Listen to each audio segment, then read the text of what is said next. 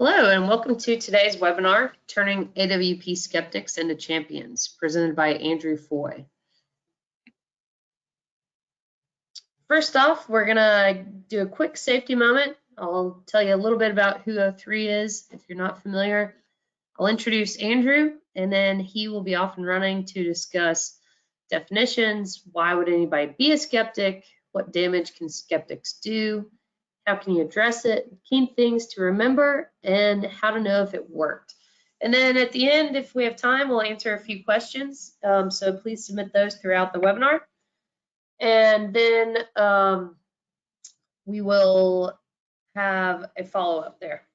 Okay, so first off, let's do a safety moment.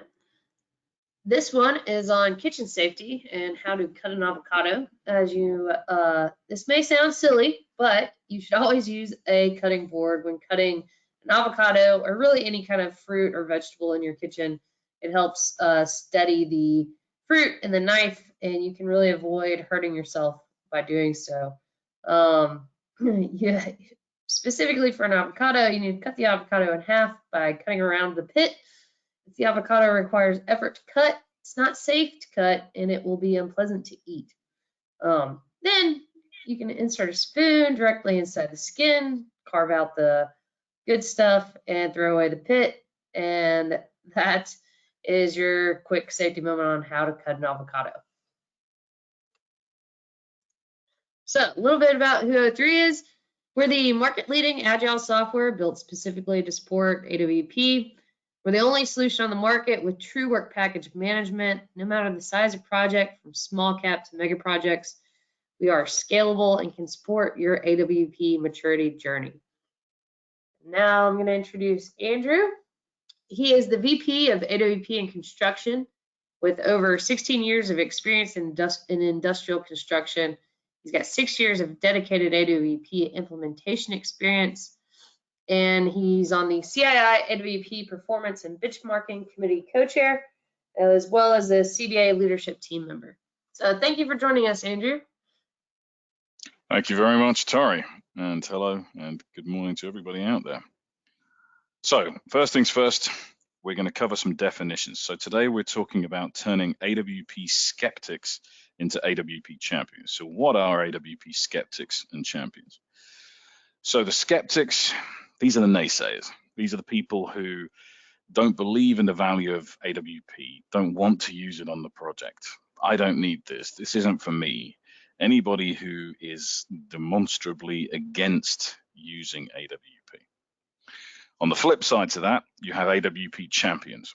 These are the people who fully understand the value of AWP, the benefits that it can bring to a project. These are the people who are going to be your best supporters.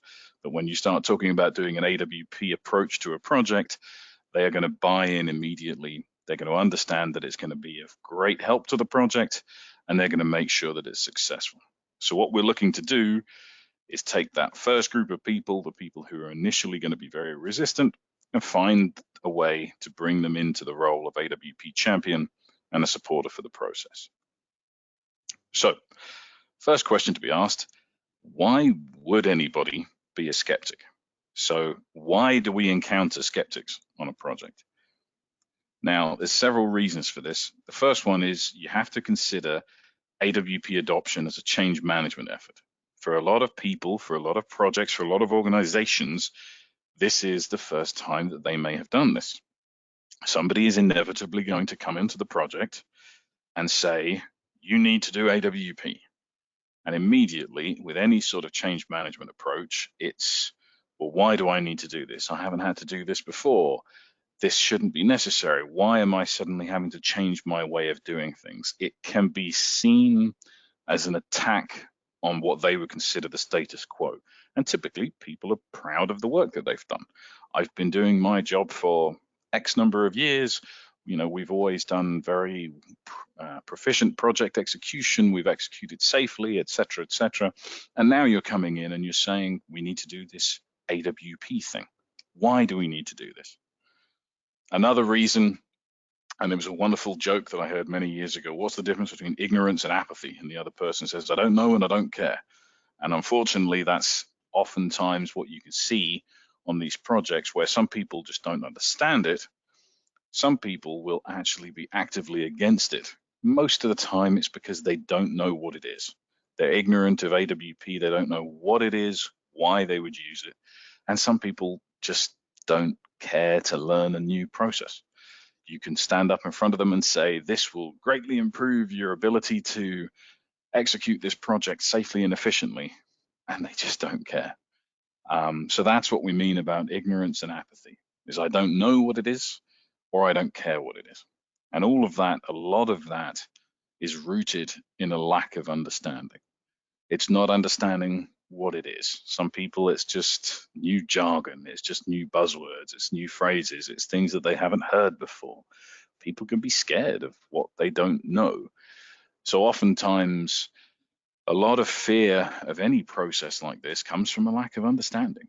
I don't know what the impact of this will be for me. I don't know if this is going to replace me as a person. So that lack of understanding can mean that people will immediately get their back up. And if it's not delivered well, if it's not promoted well, if it's not circulated intelligently within the company, you can look like you're just trying to drive it down people's throat without them truly understanding what it means. So how does this manifest? How do you know if you're dealing with an AWP skeptic? What are the kind of behaviors you're going to see? The easiest way to look at this is listen to the language you're getting back. And I've heard all of these many, many times over the years. We don't need this. We're good at what we do. We're great at project execution. We don't need this. It's not going to help. That's always one of the first ones you hear. I don't understand what it is. I've never heard these expressions, advanced work packaging. I don't know this terminology. We're one of the other good ones that I always hear. When you explain what it is, you immediately get this moment with some people where it's like, well, hang on, we're already doing that. You know, packaging our work up, yeah, we do that.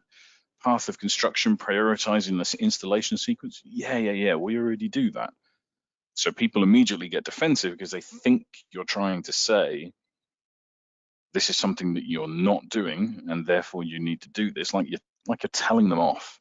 So if you hear people immediately say, yeah, I've been doing this for 20 odd years or 30 years or 40 years, we just didn't call it advanced work packaging. Immediately you're dealing with a skeptic.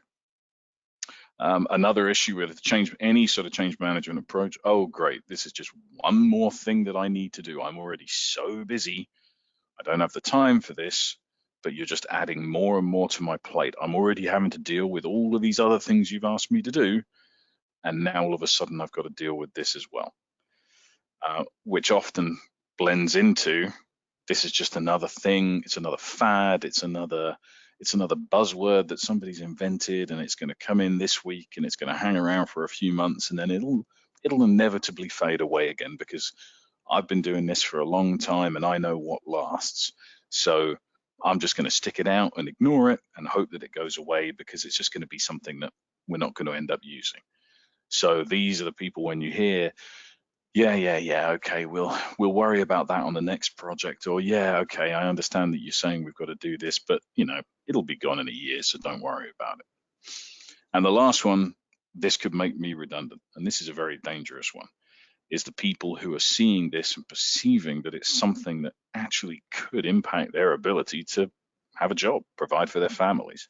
So if you immediately see people who are getting their backs up and immediately start thinking, well, hang on a second, is this going to do me out of a job? What's my role going to be on the project now if we're doing this? You're immediately dealing with another AWP skeptic. So we know they exist. We have an idea of why they exist. What's the harm? What can they do? Is having an AWP skeptic on a project inherently a bad thing? Maybe sometimes a healthy level of skepticism is a good thing. The problem you'll find with AWP skeptics, it's going to depend on their role in the organization.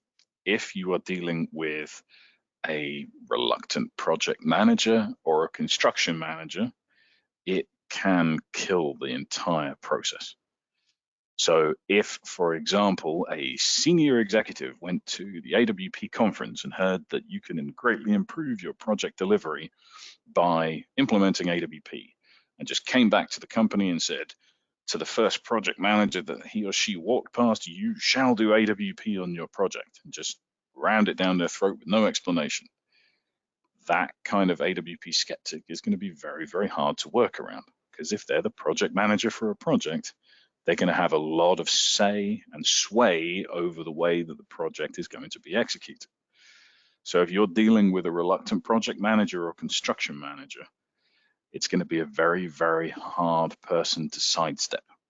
On the other hand, if you're dealing with a project engineer, or in this case, I quite unfairly picked on a pipe fitter, for example, of a single tradesperson in the field, they can be managed pretty easily.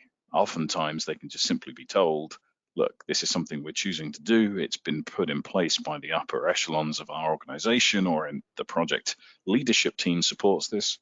Therefore, I don't necessarily care if you support it or not. I'd love for you to believe in it. I'd love for you to be a champion, but we can work around you if you're not. So if you have buy-in from the senior levels within a project or within an organization, if those people are champions, dealing with skeptics at a lower level is easier. If the skeptics are at the upper levels, it's much, much harder. And that's where you need to put in the effort to change those people's minds. So we know what they are. We know that they're going to be a problem. And unfortunately, if you are the AWP manager, or if you're responsible for AWP execution in your company, it could be your task to fix the problem. So how are you going to address it? How are you going to turn AWP skeptics into champions? And I've had to deal with this a lot over the years, where it was my role to, as the AWP manager, to essentially convince people that this is something that we wanted to do. So there's a multi-step process. The first step, very, very important, get a sponsor. And by that, I don't mean somebody that's going to pay you $10 to run a marathon. What I'm talking about is an executive level sponsor. You need somebody high up in the organization with a loud enough voice, and I don't mean somebody who shouts, but just somebody who has a big enough say to be able to say that this is something we are going to do. And having that sponsor be the kickoff to AWP is incredibly useful. If you walk into a room as the new AWP manager and nobody has laid any groundwork for you, immediately, because the AWP manager is not the executive of the project or the organization necessarily, you're going to be fighting an uphill battle to convince other people that this needs to be done. Whereas if you get the project director or a senior vice president of operations or construction or whoever it is in your organization that walks into the first meeting where we're talking about AWP and is the first person to speak and says, and this is what I always used to do even with training courses. If I was giving a training course about AWP to a new team, I would invite a project sponsor into the training to speak up first. And it's the old, those political statements you hear on television. My name is such and such, and I support this message. All they need to do is stand up at the very beginning and say, we're doing AWP. We, the executive, be it at the project level or the organization level, acknowledge and understand the benefits of this. And now here's your AWP manager, and he or she is going to teach you how to do AWP. Immediately, you've been elevated in the view of the people that you're going to be presenting to, because they now understand that you have that senior level buy-in. I've been very lucky in my time as an AWP manager to have worked directly for project managers, project directors, construction directors who bought into it, who understood the value. And it immediately meant then when I was dealing with other people and other skeptics on the team, I was able to use that as an additional point of leverage and as an immediate starting point to say, this person supports it, now I'm working on you. So once you've got your sponsor, first thing to figure out after that is, who are the skeptics? And now it's, this can be done in a number of ways. It could be as simple as getting everybody into a room and saying we're doing AWP and see who smiles and see who frowns. it most traditionally takes a little bit of time to understand. Oftentimes you can start to see it when you're doing training, when you're doing an initial rollout. You will very quickly get a sense from people just from their body language, from their reaction, from the words that they use, from the things that they're saying to you, as to whether they are a skeptic. Sometimes it's more subtle than that. I've had situations where I've been pulled into a room to sit with a couple of people, very senior construction people on a project, and basically almost like grilled in an interview style for an hour and a half as to why are you telling me that we need to do this. It wasn't difficult to understand very quickly that these were skeptics. So you need to figure out who they are. Start to separate those people who you can tell from the get-go understand the process or understand why we're doing it and are happy to support it. Separate them from the people who you know you're going to have to work on. Separate the champions from the skeptics. And then once you've figured out who those skeptics are, then you need to figure out why. And this is where it's important to understand that it's not a single reason. For each different person, it's typically a primary reason. But if you're dealing with half a dozen different skeptics at different positions and different layers within the organization or within the project, they could all have different reasons. And you need to know for each one of them what their reason is. If their reason, for example, is that they just don't understand what AWP is and they don't want to appear stupid by asking in a meeting, what is this? You don't want to deal with them as though their problem is that they don't want to use it. It's not a question that they don't want to use it, it's that they don't understand it. So the point is to understand how to deal with them. The first thing you need to do is understand the underlying cause of why they're a skeptic. So ask them, talk to them, hear the phraseology that they're using, understand what the pushback is. Is it, and this is some of the things we went through earlier, we don't need this. Is it, I don't understand this. Understand, get a better understanding internally as to what their problem is. And sometimes they won't want to tell you up front. They won't want to tell you straight out. Sometimes it's very, very difficult to put your hand up and admit, I don't understand this. Some people may try and couch it in other things. That's where it might default to, we don't need this. And sometimes we don't need this actually means that they don't understand it. So sometimes it takes a bit of time and a bit of effort to understand the reasons. And sometimes it takes a bit of time and effort just to truly uncover who the skeptics are and what their problems are. Sometimes they will smile and nod to your face, and then as soon as you leave the room, it becomes, don't worry, we're not doing that. So you need to spend a bit of time understanding where these people are coming from. And if you have, I suppose, what you could call secret skeptics or sort of underground skeptics or people who aren't prepared to address it with you head on, they still need to be figured out and dealt with. So for each of these skeptics, understand what their reason is, and then address the root cause. So for each of these different problems, figure out what the problem is. And once you know what the problem is, then you can deal with that problem. But until you know what the problem is, do not go in there with a hammer and just say, everybody's problem must be this, so I'm going to deal with everybody the same. Understand what the problem is, address the root cause. It's similar to if you've ever done like a safety, if there's been an incident on a construction site and you're doing a root cause analysis for safety. Why did this happen? Somebody fell off a ladder. Why? It's not just a question that they slipped. There's normally 3 or 4 layers of underlying causes that led to them being in that position that led to that incident happening. So figure out what the problems are and then address the root cause. Address it at the lowest level. Don't just try to address it by walking into a room, beating your chest and saying, the project director told me that I had the authority to tell you we must do it, so shut up and do what I tell you. That kind of approach isn't going to work particularly well with a lot of people. So let's look at what a few of these are. And these are how I typically deal with the different people and the different levels of, or the different sort of pushback that I hear. So first is, we don't need this. And this is a very, very common one. These are the people who tell you we're brilliant at what we do. We don't need AWP. It's not necessary.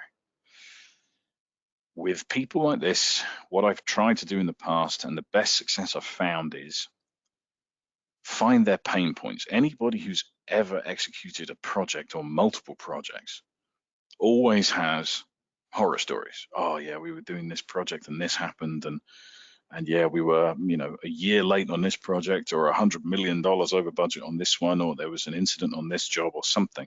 There's always things that have happened in the past, and people are actually normally quite happy and open about sharing things that have gone wrong on past projects.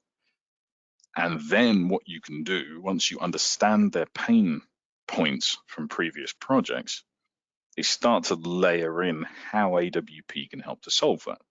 So if, for example, their pain point on the previous project was, we got everything set up, everything was going really well, but then when we got to the electrical scope, for example, that completely killed us, and that pushed us back by 6 months because we weren't ready for cable pulling, because the tray took too long to erect, because the steel wasn't in place. Whatever it is, you can craft the message of why we would do AWP to address their pain point. And the minute they think it's actually going to solve a problem that they've had, it becomes much, much more tangible to them. For the people that say, I don't understand it, the answer is remarkably simple. Training, training, training. People who don't understand it, that's great. And people will receive information in different ways, at different times, at different rates. So it's not just a question of, I'm going to stand at the front of the room and talk AWP at you for an hour and then you're done. There's different layers of training. There's going to be different bits of training based on their role, their experiences. So you need to do training. You need to do it frequently. You need to make sure it's actually sinking in with people. Some people may need a one-on-one sidebar, that kind of thing. But training is very, very important. Another big one that I frequently get, we're already doing this. You've called it AWP, but we've been doing this for ages. That's great. And that's an easy one. People get defensive about it because they think you're saying we're putting in place this new thing. And normally what I've found is it's not that they've done AWP in the past. They cherry pick what they hear you say it is, pick out 2 or 3 things and say, yes, I've done that. But the best way to address that is, yeah, this AWP didn't get beamed down from Mars. It's not something that was translated from ancient Greek and hasn't been seen for 2,000 years. It's a process that came about because they took the best of what various organizations were doing and compiled it into a single, repeatable, tangible, executable process.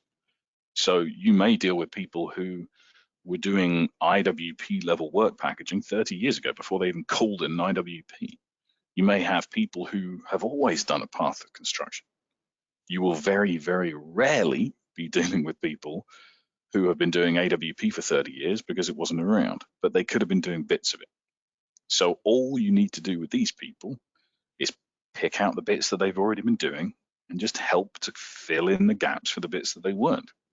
And instead of saying the way you were doing it wrong before was wrong, no, you were doing great things before. Let's build on that and let's make it better. Let's make it more efficient. Let's make it more repeatable, more successful. The whole thing of just one more thing you want me to do. This is a difficult one because yes, it can look like something more. But what you need to be able to get into the heads of these people is this is going to reduce the effort in the long run. Don't look at it just from the impact of the next 2 weeks. Look at it as a project overall.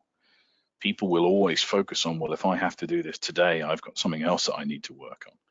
But the point is, if you don't do this today, then it's going to be more effort in the long run. There's a reason why there's the old quip about the last 5% of a project takes 30% of the effort. It's because we tend to push our problems downhill.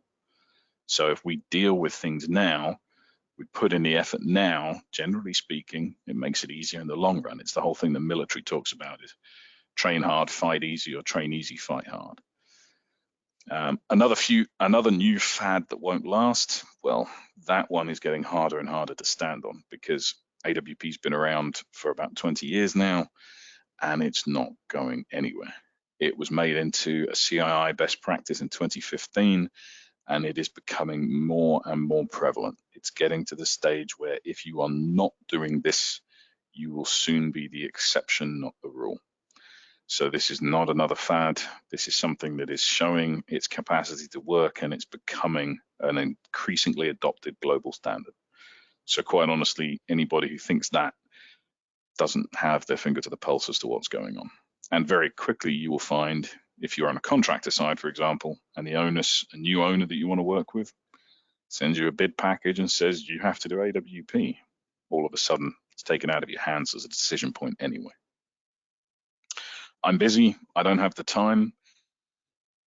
One of the things I always tell people when it comes to something like this kind of statement is you will always plan the work. The difference is whether you choose to plan the work when you are early on in the engineering stages, when there's 20 or 30 people on a project, or if you choose to plan the work when you've got 200 people on a construction site, and for each work package, for each issue, for each thing that you're dealing with, you could have 10 people standing around looking at a foreman trying to question why we don't have the drawings, the materials, whatever it is. So like I was saying, we have a tendency to push our problems downhill. If you've ever seen the expression contractor to verify on a drawing, anything that pushes the problem away, we think we're solving it, but all we're doing is pushing it further downhill. And all that does is makes it later and later, and the later we're dealing with it, the harder it is to work around and the more money it costs.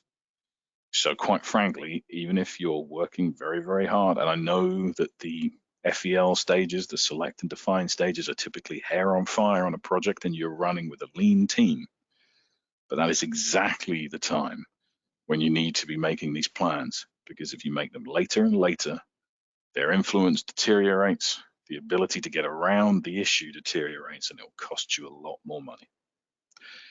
And then the last one, this process could make me redundant. AWP is not a robot that replaces people by welding pipe for them. AWP will always need people and experience. This is not a big red button. This is not a press here and the AI machine will figure out how to do your project for you. You will always need those people who understand the process, who understand construction, who can make it work, who can figure out the best path of construction, who can figure out the optimal sequence, who can channel the work of engineering to support procurement and construction in the right order and efficiently execute in the field. This isn't here to make people redundant. This is here to do projects more efficiently so that we can move on and do the next one. If we keep doing projects inefficiently, our ability to fund those projects is greatly diminished.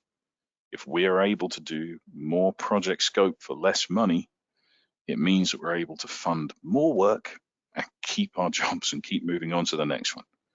So the mechanics of it very much support, if we do this efficiently, me as a contractor or me as an owner or whoever, whichever role I'm on, we'll be able to do more, not less. We'll be able to use more people to do more work and do it more efficiently.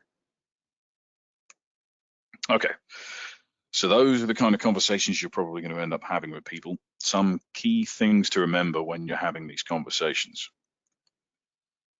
Sometimes you're going to need to address people in a group.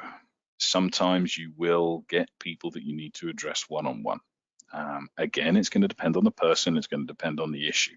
Sometimes, for example, if they just don't understand, maybe they sat through the training, but they've still got questions, don't embarrass them in front of everybody.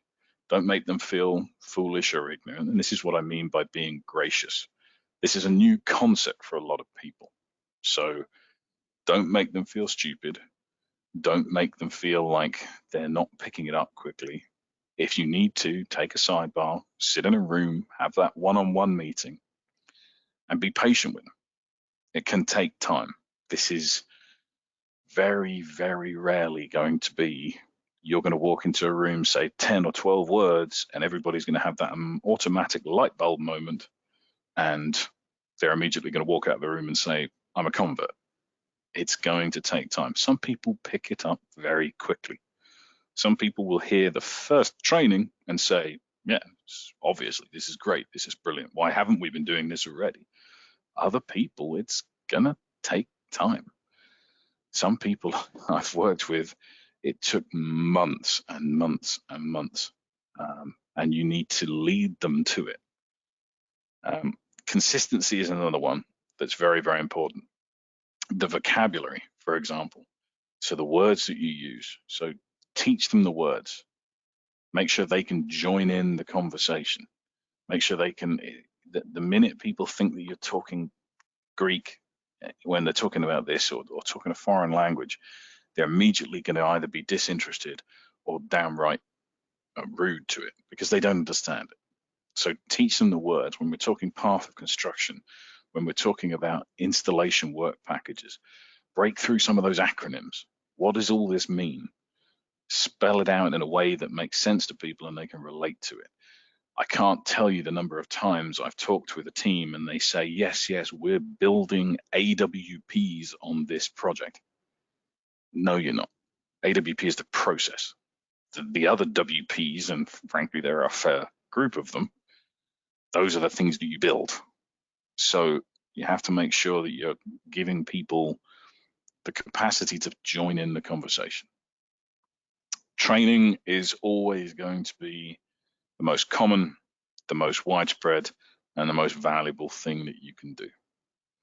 So most people inherently want to succeed. Most people want the project to go well. Most people will be invested in making the project successful.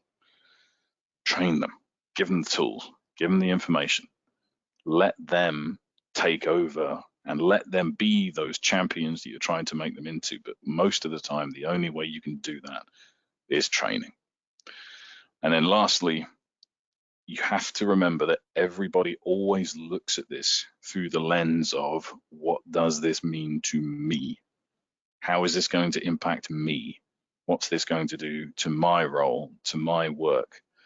So it's not always a question of everybody's going to hear the information the same way.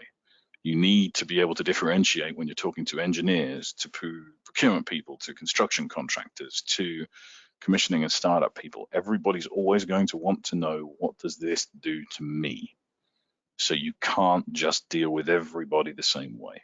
You have to be able to explain it to people in a way that they understand what the impact to them is going to be.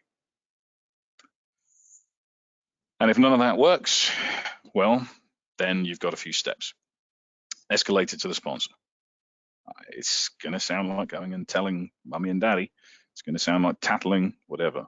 But if you are trying everything you can and it's not working, you have to be able to escalate it to somebody. When you're talking to the sponsor, describe how the project goals might be impacted. Everybody has agreed that, we're going to do this project and it needs to be on time and on budget, or early and under budget. If this doesn't happen, if this person doesn't buy in, how is that going to impact us? Now, in some cases, it might be minimal. In some cases, it might be that, like I said earlier, that you can work around them. But for some people, you may need to go to that project sponsor and say, this is going to be a problem.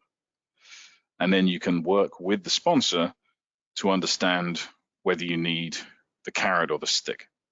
So what I mean by that is some people need an incentive to do something. That's the carrot. Some people, it's dangle something in front of them and say, we really need your help. Some people, you'll just need to cajole. Some people, the sponsor might just call them into the office and say, look, I need you to do this for me. I need your support on this, please. And when we talk about the stick, that's going to be bringing the hammer down. That's going to be where the sponsor calls that person into a room and just says, shut up and deal with this. This is happening. It's happening whether or not you like it. This is going to happen. Get on with it. Sometimes, some people, especially the most bloody minded people, that can sometimes be the only way that they know how to receive that information. It's not ideal. It's not the right way to do it. It's literally the last option you should employ. But if you absolutely have to, that's one way you can deal with it. So, a few words of caution. It's very important to understand your time as the AWP manager is valuable. You cannot spend weeks and weeks working with every person. If you discover that one person has a slight concern, you could spin your wheels for months and months trying to run around and deal with everybody's every little complaint. You have to use your time wisely. For the most part, things like training, do in big groups, and then break it down to the individual departments, for example. So you train AWP theory and process to a whole big group, and then you get each different department in a room and say, okay, this is how it's going to impact you. Make sure you're spending your time wisely, because otherwise you're not doing your job. You're just running around trying to cajole people. You don't want to spend weeks and weeks trying to convince everybody. And for some of those skeptic groups where they've all got the same reason, for example, you can sometimes address it in bulk, or in another excellent case scenario, just from a purely psychological perspective, figure out which one of them is the alpha, figure out which of them is the one pushing their opinion down onto the others, and deal with that person. Because if you can get them bought in, then things will snowball very, very quickly. If you have a construction director and all the construction managers look up to him or her for advice and steer, and if that construction director is one of the skeptics, you can spend a lot of time with all of the construction managers, but until you address the person higher up in the food chain, they're still going to be dealing with the message coming down from above saying, no, we're still not going to worry about this. So deal with the highest person. And sometimes then, once they're bought in, they'll then walk into the room and say, I'm up for this, let's do this. And lastly, just remember, as I said, it's not the right way to deal with anything. It's not the best way to deal with anything, but sometimes it's necessary for people just to be told to put up or shut up, especially if they are somebody in the organization who has a very low chance of derailing the process. You may not have the ability to spend weeks and weeks convincing everybody.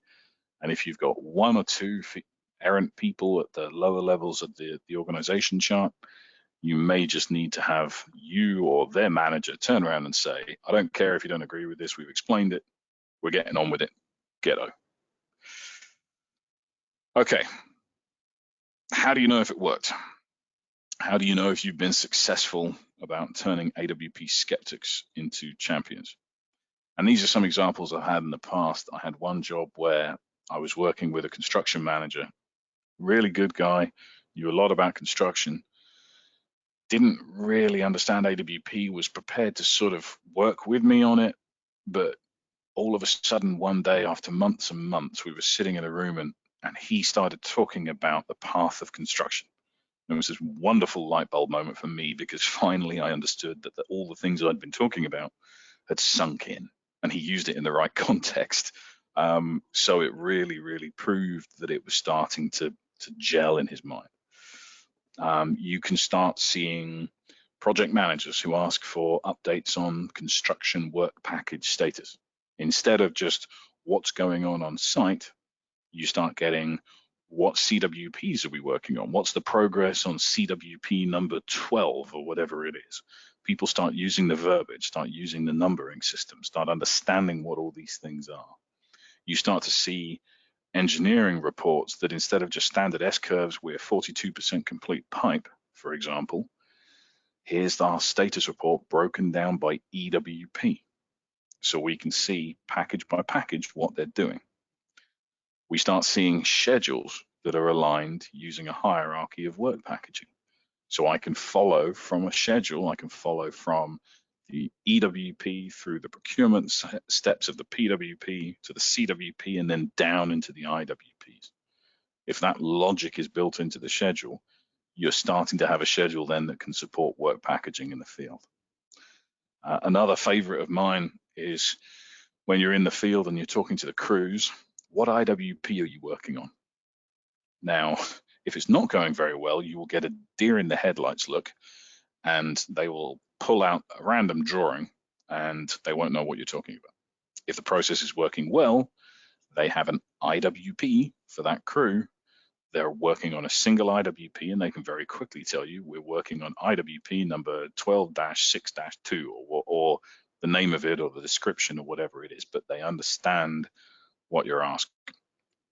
And lastly, this tends to be an owner-driven concept in a lot of cases, where a lot of contractors do this because they're made to, because it's written into the contract. And you can start to see some improvements, or start to see some of that skeptic turning into champions when contractors are just doing it without being asked to. When the contractor goes to the owner on a new project and says, we're doing AWP because we know it's the right thing to do, not because you've written it into the contract. So whether these are people, whether these are projects, whether these are organizations, there's different layers to this. But these are some of the things where you'll start to see that your efforts to turn these people into AWP champions are succeeding.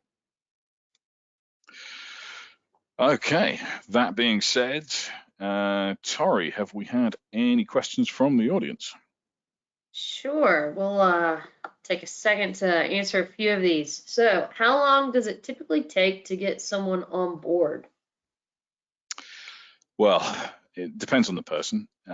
Some people, like I say, you can do an hour-long training session and they'll look at it and say, yep, makes perfect sense to me, I'm in, let's go.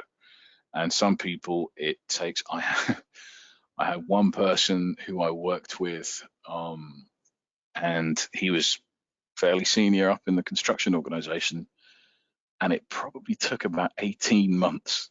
I mean, it was just a constant, and it wasn't a problem. He wasn't directly involved, so it wasn't impacting me, but it took a long, long time until finally, near the end of our time working together, he had a good light bulb moment and came over and said, I understand this and it's making sense to me now. So it can take time, and people will pick it up at different rates.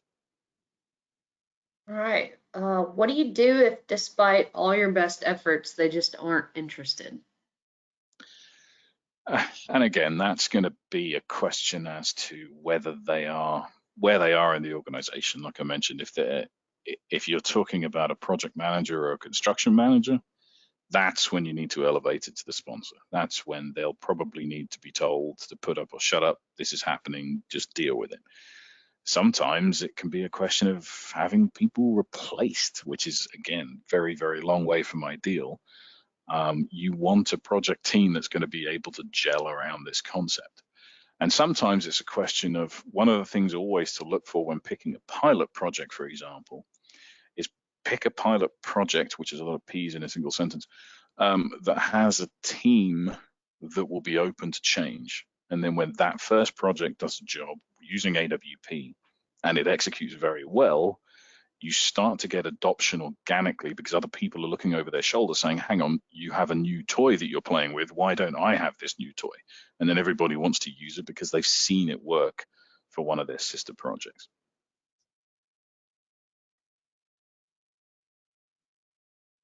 Okay, Anything and else? then just one more question here. How and when to initiate the conversation surrounding AWP? So AWP is a process. I'm always a big fan of kicking it off as soon as you've got a half decent plot plan. So as soon as you've got your concept select, the sooner you can kick it off, the sooner you can start figuring out who your skeptics are. And if you do that when the team is smaller, you've got less of a headache. If you do that in the early stages and all you've got to convince is a few people, and you get the project manager on side, the construction manager on side, then by the time new people are joining the project team, you're already doing it. It's already the established way for this project.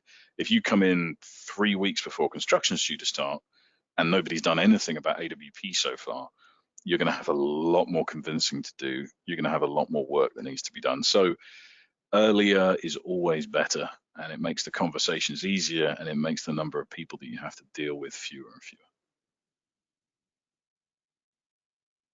All right, excellent. Well, thank you for your time and those answers to some of our questions.